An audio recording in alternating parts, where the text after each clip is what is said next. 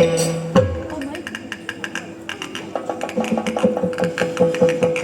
ನನಗೆ ಸ್ಥಿತಿ ಬರುವುದಕ್ಕೆ ನೀವೇ ಕಾರಣ, ನೀವೇ ಕಾರಣ.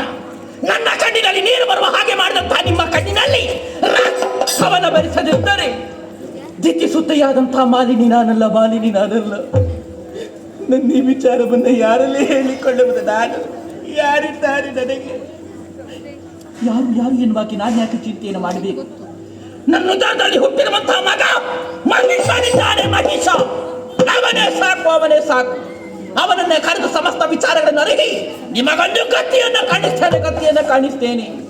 ನನ್ನ ಮಗನನ್ನು ನಾನು ಕರೀತೇನೆ, ನನ್ನ ಮಗನನ್ನು ನಾನು ಕರೀತೇನೆ.